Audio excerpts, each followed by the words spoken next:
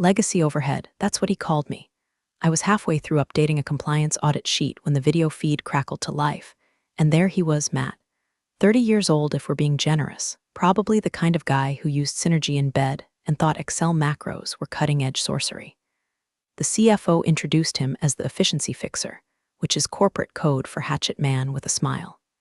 Tanned, tooth bleached, or styled like he Googled alpha male fade. "Hi everyone," he said, giving the kind of smirk you see on guys who still do keg stands at weddings. "I'm here to streamline operations and eliminate process redundancies." His eyes landed on me through the screen like he was scanning for which antique chair to throw out first. I didn't flinch. Just clicked save as on the folder I kept with every licensing document, federal renewal timestamp, internal compliance chain tied to my name, labeled it church pancake recipes, and backed it up to a private drive. Dana Miller wasn't going out like a rookie. By lunchtime, I heard him in the break room joking with 2 junior analysts about phasing out boomer infrastructure.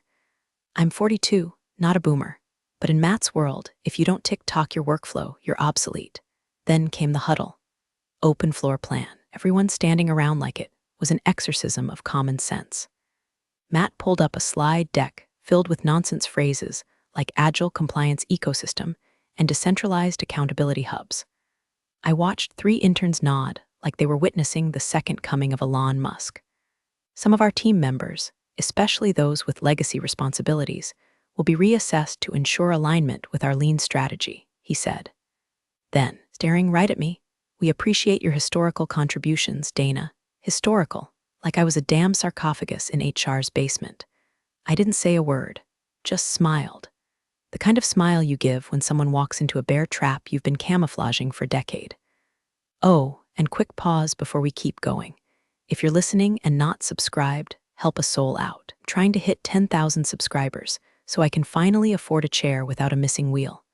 Seriously, 95% of y'all listen without clicking the button. Just one tap and you'll make this girl real proud. All right, back to the meltdown. That night, I stayed late, not because I had to. I wanted to watch the system breathe, like a mother watching her kid sleep before CPS shows up. I double-checked my credentials across 3 federal platforms: free active certification, renewal control, licensing PIN, and audit clearance, still tied to my name. I made sure the timestamps matched. Then I printed my contract clause, the one nobody ever reads. Section 7C. In the event of involuntary termination, all company-paid licensing responsibilities and regulatory certifications shall be considered void, and all credentials will be formally rescinded within 48 hours of contract nullification. Nobody noticed when I left the building, but I noticed the way Matt's eyes lingered on me that morning, like a lion staring at a cow, not realizing the cow has access to predator drones. You ever see a man mistake a fuse for a shoelace? You will. By the next Tuesday, Matt had taped a poster above the copier that said compliance not equal to complacency. The font was Comic Sans. Then came the real fun. Everyone, yes, everyone, was told they had to re-interview for their evolved role. It was spun like a bonding exercise. Like we should be grateful for a chance to pitch ourselves for the same job titles printed on our health insurance cards. One by one, folks shuffled into conference rooms like kids headed to the principal's office. The newer hires came out smiling, parroting things like, "Matt really sees me, and he's bringing fresh air." I wanted to tell them that kind of air comes from a busted sewer grate. When it was my turn, I didn't bring a resume. I brought silence. Matt barely looked up from his laptop. "Dana, you've been here a while." 10 years, I said, cool as a cucumber in a snowstorm. "Right, institutional knowledge, we value that." His fingers tapped the keys, probably typing Fire Dinosaur, into Slack, pulled up a half-baked organizational chart, and pointed at a box labeled Regulatory Stewardship. Under it, my name crossed out, next to it, open to be reassigned. Then he clicked a tab labeled Q3 Renewal Delegation. My eyes clocked the file name, Q3 License Ruth Plan V1. In the comments, it read, "Can this be transferred downstream?" Downstream in Matt speak meant dumped onto someone too green to spell OSHA. I smiled, didn't flinch, but inside, a siren started wailing. When I got back to my desk, I opened the database I'd built from scratch in 2016. The one that tracked every compliance certificate, its expiration date, which governing body it reported to, and who had signature authority. There were 43 items on the list, 43 licenses, 43 pieces of red tape woven together into one tight, corporate noose, and all of them tied to me. Exported a fresh copy of the log, encrypted it, zipped it, renamed it Employee Birthday Cake List, and emailed it to a private account. Then I cleared the sent items. Call me paranoid, but I've seen what happens when children play with matches and call it innovation. Later that afternoon, he reassigned my inspection prep to a marketing intern who thought FDA stood for Food Design Aesthetic. No lie, she asked, if that meant redesigning the lunchroom posters. Meanwhile, I was tasked with reorganizing the janitorial supply shelf. He said it would keep me in the loop at foundational level. Foundational, like mold. I asked politely if I still had admin access to our licensing dashboard. Matt blinked like I'd just spoken Aramaic. Oh, I think we routed that to Chloe last week. You don't really need it anymore, right? Chloe had just learned what a PDF was. I didn't argue, just nodded, logged into a terminal down the hall, and revoked her access from the shadow admin panel I'd never told anyone about.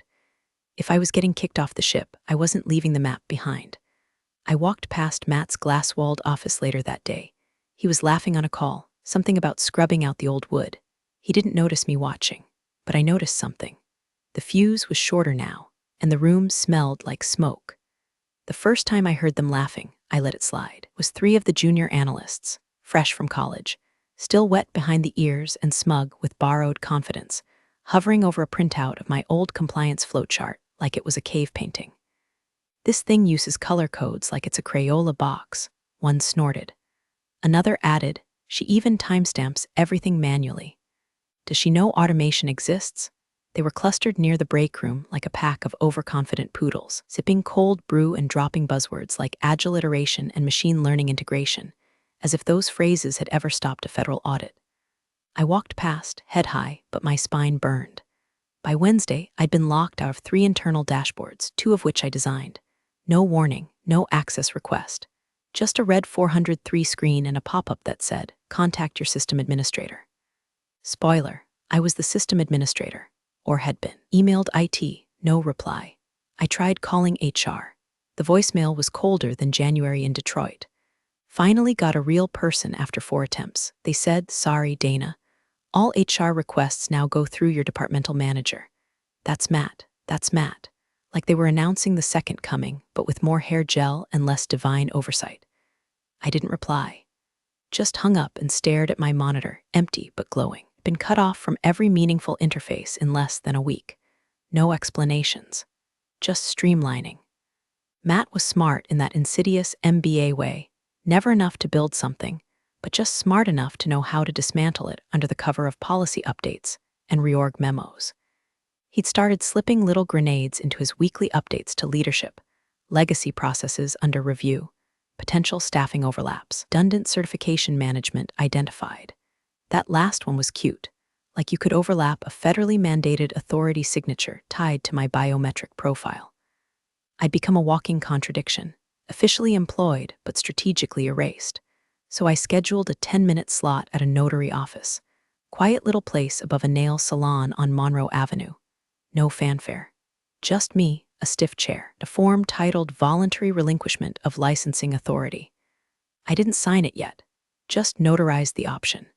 A safety pin tucked into my coat pocket in case things turned into freefall. Afterward, I walked back to the office with a peppermint latte and the deadest smile you've ever seen. Matt passed me in the hallway and said, "Hope you're feeling more aligned this week." I nodded, just tying up loose ends. He smiled, corporate snake smile you'd find in the self-help section of a Barnes & Noble, next to Crush It, and a scented candle. What he didn't know was that every loose end I tied came with a fuse, and I had the match. It happened on a Monday, because of course it did. The kind of Monday where the air in the office feels like microwaved plastic, and everyone pretends they like their jobs just enough to survive another week. We were all gathered for Matt's new weekly momentum sync, which was basically a TED talk for sociopaths. He stood at the front of the open-floor bullpen in his tight blue blazer and did that palms-out gesture like he was calming down a herd of sheep. "Let's start with some candor," he said. "That's how you always know someone's about to gut you in public, when they lead with candor. We've been doing a lot of reflection over the last few weeks." He went on, pacing like he was about to sell us timeshares in hell. While tradition has value, stagnation is a threat. He stopped right behind my chair. I didn't turn around. And unfortunately, he said, loud and clear, certain legacy roles are no longer aligned with our forward momentum. People started shifting in their seats. Some looked at the floor. A couple glanced at me. One kid tried to smile like this was normal, like we were just watching someone lose their parking spot and not their livelihood.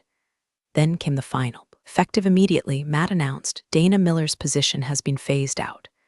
No warning, no meeting, no one-on-one. Just a sentence in the air like a bullet. I stood up, not because I was shaken, but because my legs felt too steady for how much they wanted to kick him through the wall.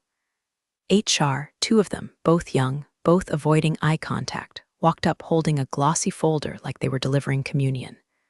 I took it, opened it, flipped to the termination page. No severance, just legalese and a line to sign. I pulled a pen from my own bag, signed it in a single stroke, then said, I'll need a printed copy. Matt blinked. It's all digital, I said, printed. HR hesitated. I stared. 4 minutes later, I walked out of that office with a paper copy, a stapled receipt, and the calm of a woman who knew exactly what she'd just done. You see, when I signed that form, Section 7C of my contract activated a silent clause across 3 federal databases. An invisible tripwire. Every active certification paid for by the company, my certifications, immediately queued for auto-revocation. Not just expired, not just suspended, nullified. At 7:13 p.m. that night, my phone pinged with a confirmation email.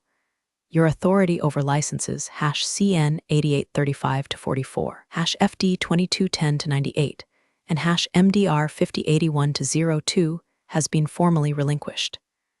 Entities dependent on these licenses will be marked non-compliant in 24 hours unless reauthorized by a certified replacement. I didn't forward it, didn't screenshot it, didn't even reply. I just sat in my apartment, sipped boxed Merlot, watched reruns of The Golden Girls, while the digital noose started tightening around Matt's precious forward momentum. And I slept like a goddamn baby.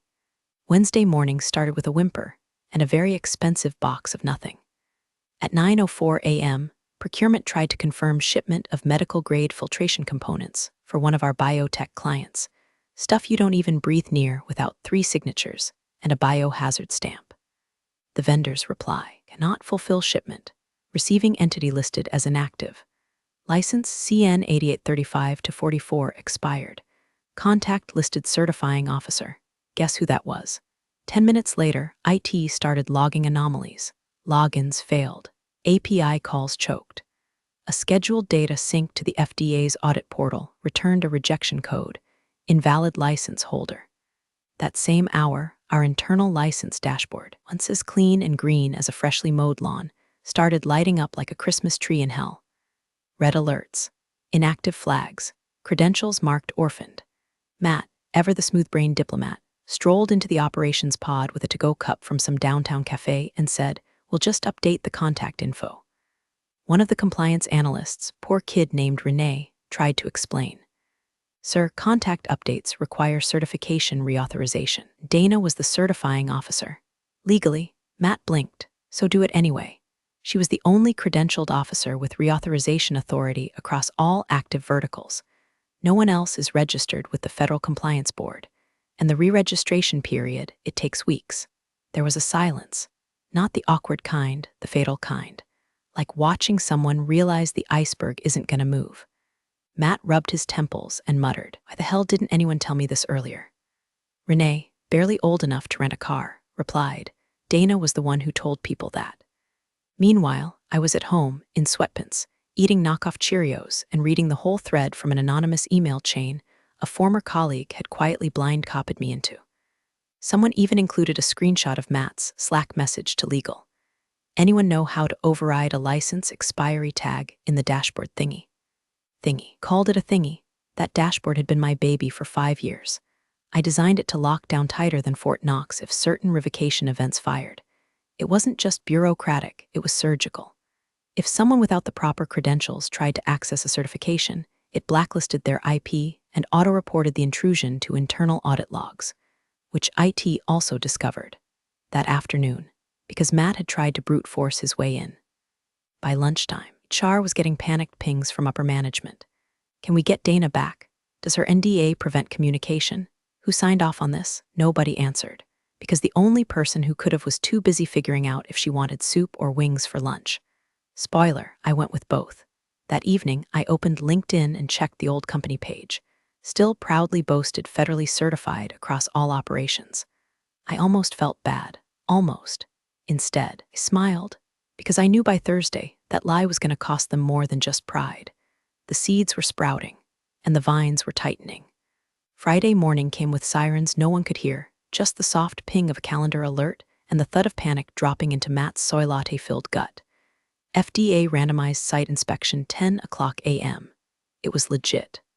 Random, yes, but randomized within a window Dana had always planned for, quietly, annually. Color-coded spreadsheet, cross-referenced against vendor contract terms, renewal cycles, and the phases of the damn moon if needed. The auditors didn't play. They walked in with clipboards and the moral authority of IRS agents in Kevlar. By 9:22, the front desk called compliance. 3 inspectors here. They're asking for the license holder. Silence. Long, panicked silence, because there wasn't one. Matt, now visibly sweating through his navy banana Republic blazer, sprinted to the ops wing and barked at legal. Can we get Dana's credentials reinstated? A poor junior associate Googled license reinstatement process like it was a how-to guide for baking banana bread. Meanwhile, Matt tried logging into the Federal Credentialing Board's portal using Dana's old login. Access denied. He tried requesting a password reset. User not found. He called the regulatory board's help desk, transferred him 3 times, then calmly told him, Dana Miller voluntarily relinquished her license authority. Her ID has been removed from the registry. Reinstatement requires full recertification. Average timeline, 4-6 weeks. Matt stared at the speakerphone like it had just slapped his mother. He turned to HR. What clause did she use to revoke her credentials? They flipped through her termination file, confused. We just processed the standard exit paperwork. I don't know anything about credentials. Someone from audit chimed in, wait, didn't she have her own clause in her employment contract? That's when the room collectively remembered Dana Miller wasn't some dusty compliance grandma, she was the linchpin. And they'd yanked her out like a wisdom tooth hooked into the spine. Meanwhile, across town, Dana's phone buzzed. It was Liz from documentation. A decent person, once, kind who baked cookies for audit week and used to sneak post-it doodles onto Dana's monitor back when the world made sense. Liz's voice cracked. Did you do this? Dana stirred her coffee, looked out the window at nothing, then smiled. No, she said calmly. You did. Click. She didn't hang up hard, didn't yell. That would have been giving them too much credit, because this wasn't revenge. This was math. 1 + 1 = you fired the wrong damn person. Auditors were now sitting in the lobby. The company legally couldn't allow them into the secured wings without a licensed compliance officer present, which meant the audit couldn't proceed, which meant every single vendor and client relying on certified compliance for active projects would be in technical breach of contract in approximately 4 hours. And Dana, she was getting her nails done. Midnight burgundy, gel finish. Not because she needed to, because power doesn't need to raise its voice. It just has to walk away. Monday, 8:37 a.m. The building smelled like stale coffee, dried sweat, and the quiet shame of a company that just realized it stepped on its own oxygen hose. That's when he walked in, Gregory T. Winslow, CEO, cruise tan glowing like an overcooked rotisserie chicken, silk shirt, still creased from whatever Monaco resort he'd just floated back from. The man reeked of wealth, sunscreen, and complete oblivion. He strolled through the glass atrium like a Roman emperor returning from battle, waving at receptionists, throwing finger guns at junior VPs. Morning, folks. Hope y'all didn't burn the place down while I was gone. Nobody laughed. By the time he hit the executive floor, he had 3 unread urgent license compliance emails and a voicemail from legal that ended with the words noncompliance disaster. At 9:02 a.m., he burst into the ops room expecting some mild turbulence. Instead, he walked into a goddamn plane crash. Operations, frozen. Vendor shipments, halted. Inspections, failed. Certifications, invalid. Clients, livid. Revenue dashboard, flatline. He turned to the room of red-eyed managers, jaw tightening. Who's handling this? All heads turned toward Matt, who now looked less like a visionary and more like a middle schooler who just flooded the gymnasium with glitter glue. Gregory pulled up Dana's termination paperwork on a wall-mounted monitor. Read it in silence, then scrolled some more. Finally, he said it quietly at first, like he couldn't believe the syllables as they came out. You fired the license holder? Matt opened his mouth, closed it. Gregory's voice didn't rise. It dropped. Fired the person with sole federal licensing authority across all departments. Matt stammered. Her responsibilities were deemed redundant. Gregory laughed, but not like a joke laugh, more like a "I just found out my kid sold our car for crypto" laugh. He pointed at the screen. Her name is on every regulatory document, every active license, every renewal path, every legal compliance chain this company depends on to exist. Flipped open a manila folder legal had rushed in with. Here's our top 5 suspended vendors. All contracts frozen due to expired certs. And here, he tossed a paper onto the table like a blackjack dealer, Dana Miller, listed on every single one. Gregory spun back to the room. And you let a kid who still writes in buzzword soup fire her? Matt tried one last Hail Mary. I thought we could reassign it. IT said we could just update contact info. It's a federal license, not a damn email alias.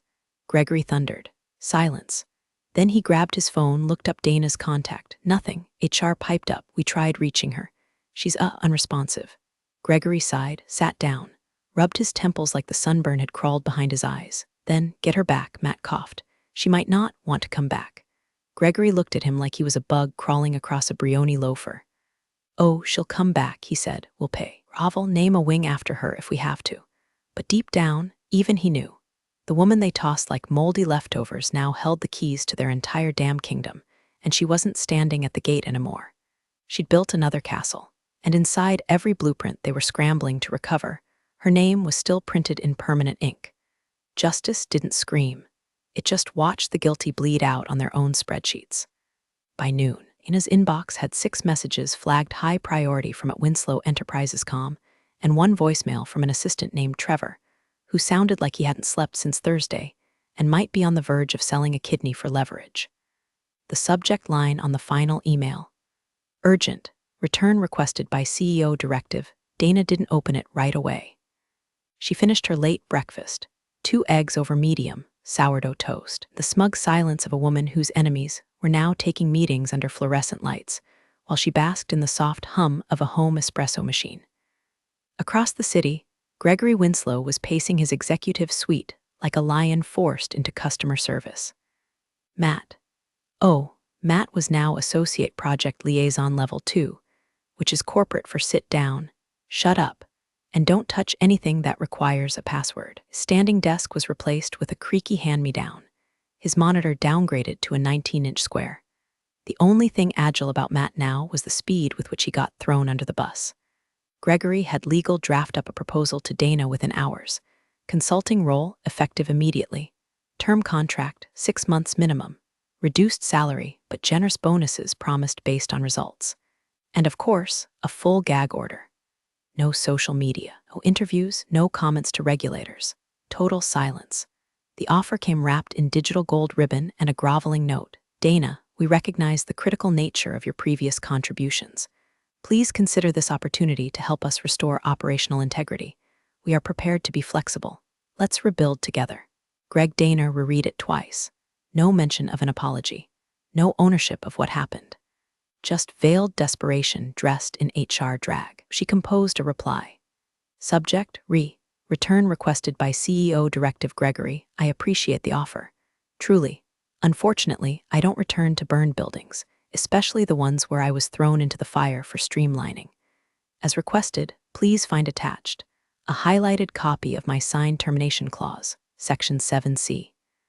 Formal confirmation of license revocation from the National Registry Board. Screenshot of your company's certification dashboard, taken 72 hours post-termination. You'll notice my name. Still listed, grayed out, irreplaceable, wishing you compliance and clarity. Dana Miller. No flair, no threats, no negotiations, just receipts. She clicked send and exhaled, not like a woman mourning a lost job, but like someone closing a door they built, installed, and locked from the outside. Gregory read the email in silence, didn't forward it, didn't reply. He just leaned back in his chair, eyes locked on that grayed-out dashboard screenshot, And for the first time since stepping off his yacht, he understood. They hadn't just fired an employee. They'd excommunicated the one person who understood the religion. And Dana, she wasn't praying anymore. 3 weeks later, LinkedIn damn near imploded. There she was, Dana Miller. Hair a touch lighter. Smile a little sharper. Dressed in business black like a woman who came to collect. New position, Director of Compliance Stratix BioCore. The post was short. No hashtags, no humble brags. Just, grateful to join a team where integrity isn't an afterthought. Below it, 2 lines of polite hellfire. Stratix BioCore secures Omega Med and Vierx contracts, citing continuous compliance confidence as deciding factor. Those were the crown jewels. 2 biggest clients her old company had flaunted in every earnings call. The ones that now packed up shop and walked after hearing their certification backlog hit unknown reactivation window. Internally, Stratix didn't have to sell hard. Dana came with the licensing blueprint in her brain and an industry reputation that couldn't be photoshopped. The very fact that her name had once secured multi-million-dollar vendor relationships was enough to tip the scales. Meanwhile, back at her old stomping ground, still stuck. The dashboard never turned green. License appeals choked in bureaucracy. Legal fines were rolling in daily, some automated, some hand-delivered like hate mail from the gods. Vendors dropped out. Clients panicked. The office holiday party got canceled due to budgetary adjustments. And Matt, he didn't even get a goodbye cake. Just a 3-minute Zoom call and a quiet transition plan that read more like an obituary. 1 week, he was barking orders in an open floor plan. The next, he was updating his resume with vague nonsense like freelance strategist. As for Dana, she had her own corner office now, glass walls, espresso machine, a chair that didn't squeak when she breathed. Every morning she watched the alert pings from her industry feeds, like someone watching the weather report for storms she'd already outflown. One ping, then another. Her old company flagged non-compliant, license status pending, audit failures under appeal. She took a sip of her coffee, Colombian, black, with a pinch of smug. She leaned back, calm and centered. Above her desk, pinned to her monitor with a blue pushpin, was a single yellow sticky note. No signature, no emoji. Just 5 words written in steady, no bullshit block letters. In case they ever forget, I was the license. Thanks for joining the fun, you office survivors. Subscribe for more switch-flicking drama. Let's make your former coworkers sweat.